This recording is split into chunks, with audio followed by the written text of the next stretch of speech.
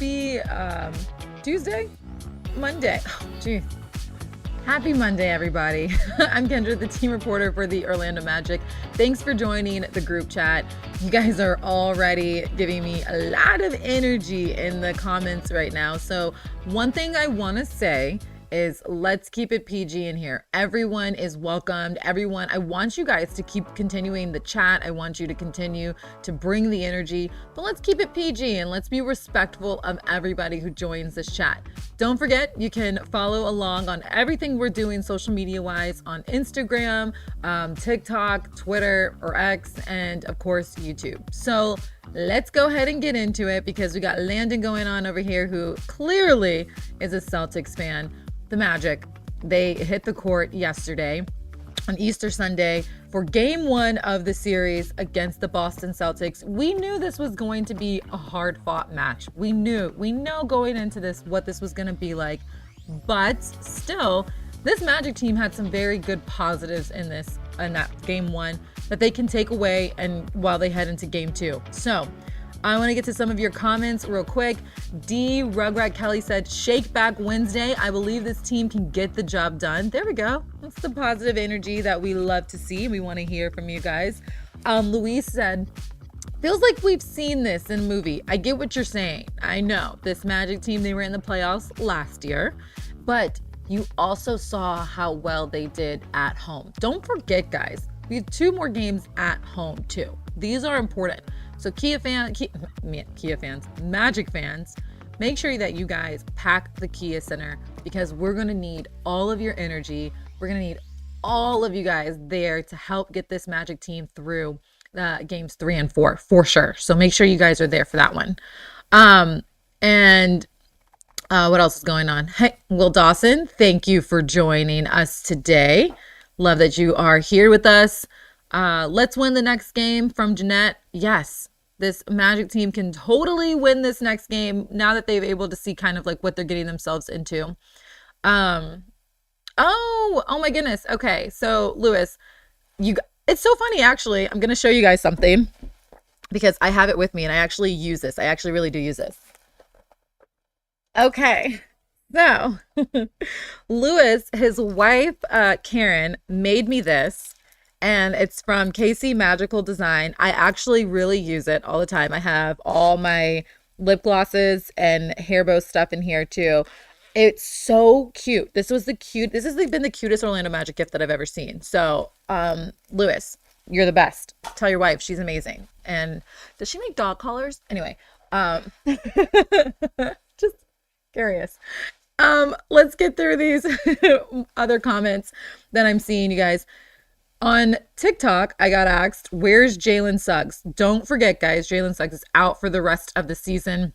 He had surgery on his knee to get some loose cartilage out, and he'll be out. But he was there on the sidelines. You got Mo Wagner on the sidelines, too. The whole team, everybody in. You keep hearing it. We keep shouting it. Everybody in.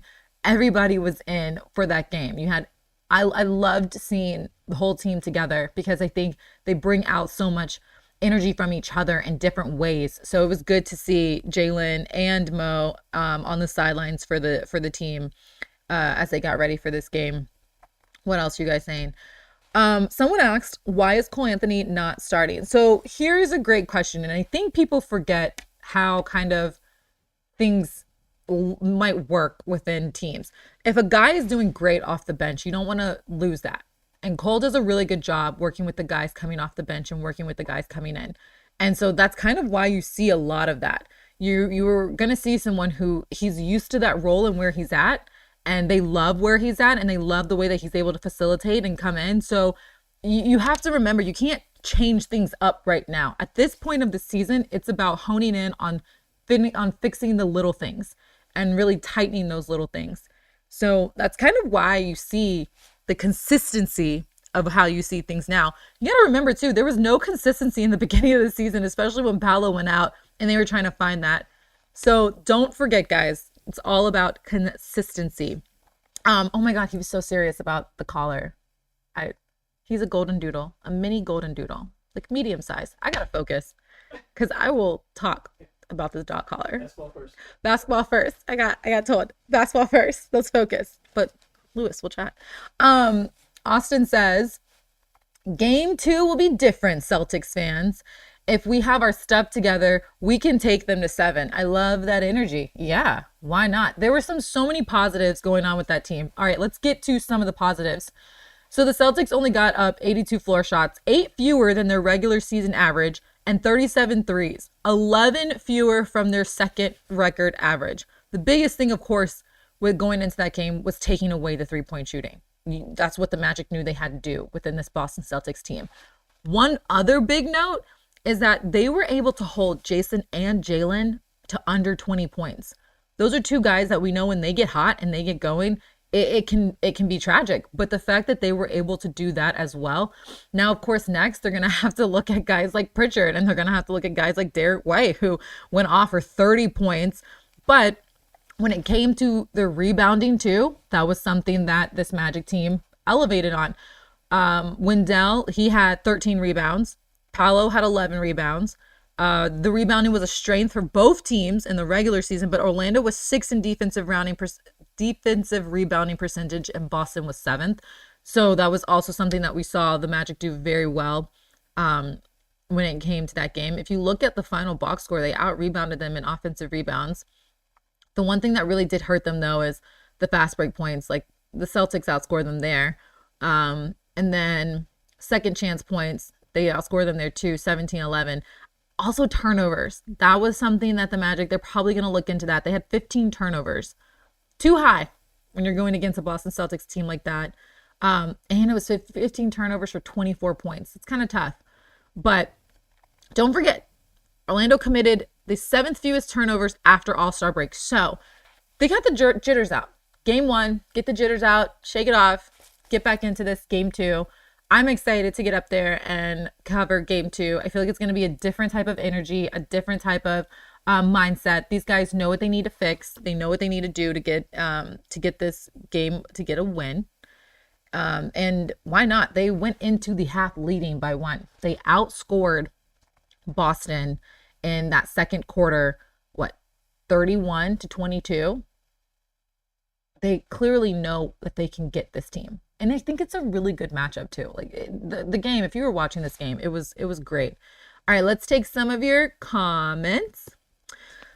Yeah, Duval T87 said, learn from the era, Spellas. Facts. Like this is the opportunity for them to do that. I like how Tatum and Brown didn't do much. Yep. Somebody else has to step up and help P5 and F22. I never called Franz F22. I like that though. I've never done that. Duval T87 came up with that one. I like that. P5 and F22. It sounds like really official. Might use that, Duval. I completely agree. The third leading scorer for the Magic coming off the bench was Jonathan Isaac with 7 points. You got to get more production from your bench, because for the Celtics, they had production from their bench. If I go back to their, let's go back. Instagram is up, by the way. Oh, let me get on Instagram too and look at that one. Yeah, because from their bench, it was Peyton, 19 points. Like, yeah, you got to have more production from your bench for sure, compared to how they, sorry,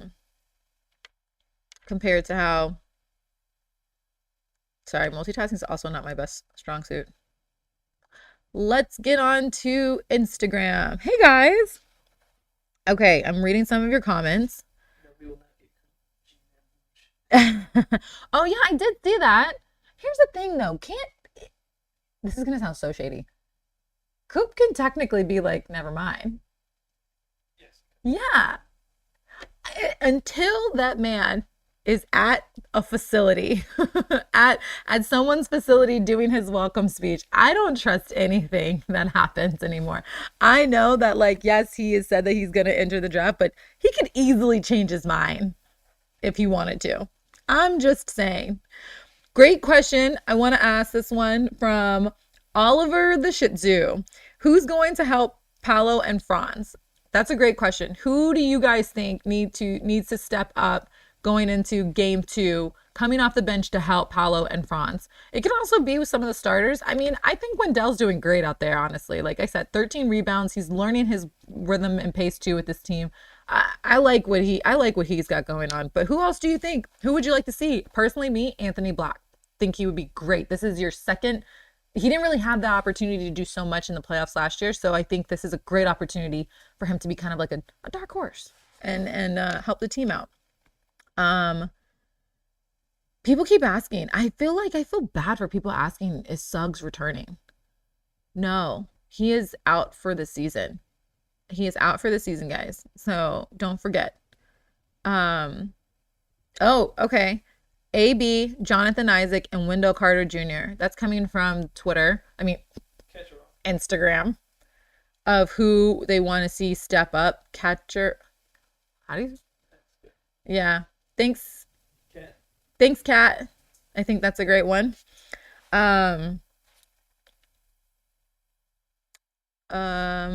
Okay. Cole or Ant Black, they can. Yeah, Anthony Black. People would like to see AB step up. When he's in a zone and he's scoring like in double figures, he's in a zone. You can't stop the man. I think that this is also an opportunity. Like again, he didn't have the opportunity really last year to really see some major minutes. This is a great chance for him too. So I think people want Cole to step up. I like it. I like it. I think Cole would tell you too. He wants to step up for this team. I think he's got game one under his belt. You can learn so much from game one. So who knows? Let's see what he does in game two. Let's see how active he can be in game two and go from there. Thought I had a rubber band. My hair's going crazy. Okay. Not much really on TikTok today, huh? Oh, yeah, there is. Vamos Los Magic. I remember that was a thing last year. Oh, I love it. NBA Live is singing the song. I'm not gonna sing it. I'm not gonna look crazy. But play the song, that's what they're doing. Um, ooh, the calls. I see some people are upset about some of the calls that were going on. You know, it's playoff basketball. They're letting these guys play. I think that's one thing. I remember when we were going into the season, we did broadcast meetings and we were talking to some of the refs, and I remember them saying like, you guys want to see us let them play more. So we did ask for this. We did, because I feel like last year, going into playoffs last year, that was like the thing too. They had kind of loosened up a little bit because we all had said we think that the refs are a little too tight. So we're getting what we asked for. I don't remember that regular season game in Indiana. This season's been long. Oh yeah, they called for everything. That last game in Indiana, that was like 5 hours long. That's one where the refs were like, that was a what was that? That was like a working class group kind of situation. They were like, let's just call it all. And I don't know if I can say that. No, Probably not. No, but like they were calling everything. They were. Okay. Duval said since Jalen is out, AB really needs to step up. Even though he's young, this series could really help him.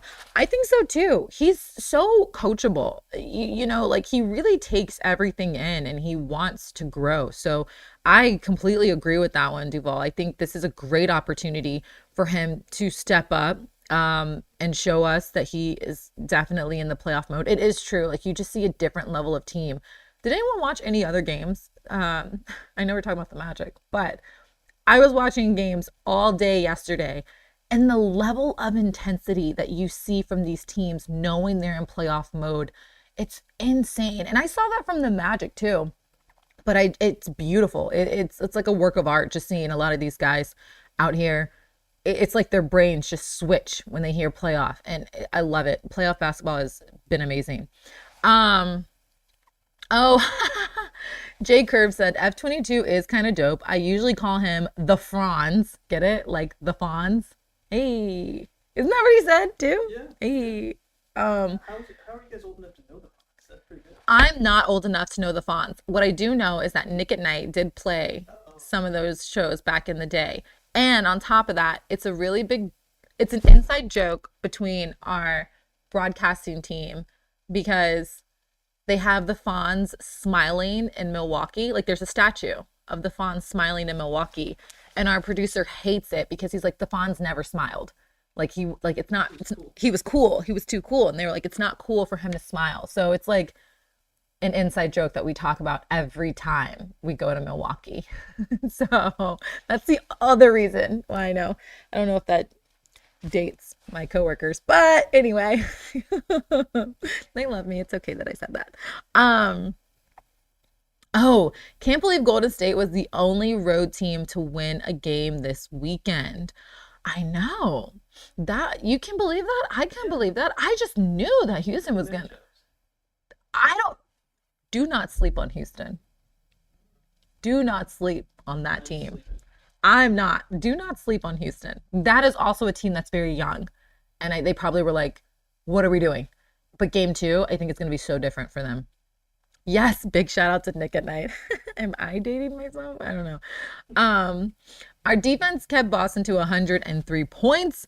We need some more guys to make buckets. Kevin Anton said that. Yes, Kevin, I believe you are right. Need guys to step up, make some buckets. Let's go through this. Your man can't say his own name. Just move the ball around and get shots up. Yeah, wait, let's see the assists. 17 assists compared to Boston's 22. So yeah, more guys need to kind of like facilitate and get the ball going for them. But again, it's like we got to make the shots too. Because I mean, Franz led in that with 5. Paolo had 4. Yeah, so we got to get the ball moving. And then, okay, I want to get through the first quarter. Some stats from there. So still, Franz and Paolo, they, of course, scored the most points in the first for the team. But it was Franz, I mean, Paolo broke away in the second. I'm trying to figure out where it was really the third quarter, but we've had issues in the third quarter before, and that's something that I think they'll definitely have because Jaylen Brown went off in the third. Yeah, 10 points for him. Paolo had 7, Franz had 4. So that's going to be an area where I'm sure they're going to talk about how to come back out in that second half and dominate. And then in the fourth quarter, Paolo had 10, but then Jason Tatum had 7, and then Derek White had 8. Derek White, that is a guy I'm sure that they were like, what? Not what, but the whole idea is you want to like limit, like they did what they needed to do. They held Brown and Tatum under, and then Derek White just had himself a game. I mean, think about it. Porzingis, they held him to 5, but it really was Pritchard and White that helped this team out. I mean, Jrue Holiday 9. Yeah, they'll figure it out. Okay. These people, you know what I will say? Here's what I will say about Boston fans. They are dedicated. I hope that our Magic fans, actually, I don't know if I should be hoping this, but if I could in a world, hope our Magic fans, if there is someone out there who is hosting a live to talk about the series, the Magic fans are going on that live and saying, go Magic, play the song. Because we have had so many Boston fans come on here and just, where are y'all coming from? How do y'all know about this chat? Like, where are you guys coming from? I love it because it's like, thanks, I guess, for giving us attention too. But yeah, you know, okay, we're not gonna fear the leprechauns. There we go. I don't know how to, Sean, I'm laughing at what you're saying, but yeah, Sean, that's a good one. That's a good one too. Yes, I did see that Brown. Yes, did you guys see before the game, Brown was making fun of us? He was just like, he said something like, they are the Magic, but I got the Magic too, or something like that, something cheesy. I'm like, okay, all right. Joel McQueen. AB is a good shooter. He's just got to build his confidence up. He needs to play his game and start shooting the ball to help other players out. I think he for sure needs to continue to build his confidence up. This is probably the most time he's seen. And so, yeah, that'll come with time though. But I think he's someone that's really great at where he's going, the growth and his development too. So, Yeah, Boston fans are shook. That's why they're invading our group chat. Tell them, Kevin.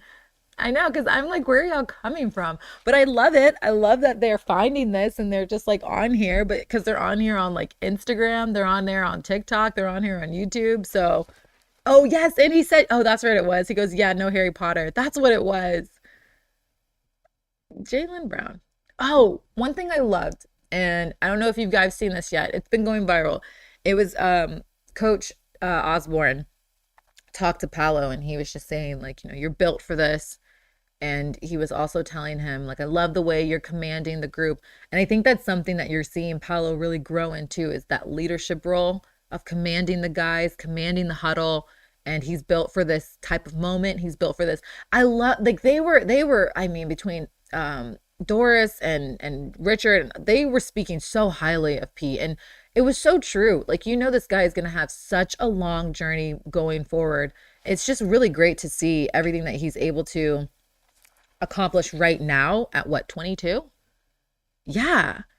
I'm excited for him and the growth and his development and what's going to happen with him. I hope that this is a learning lesson. I know that this is going to be a different team that comes out for game 2. That they have they can taste it. Like they can taste it. They're right on the cusp. The way that they are playing, knocking down shots, they're just going to have someone else step up a little bit. That's really it.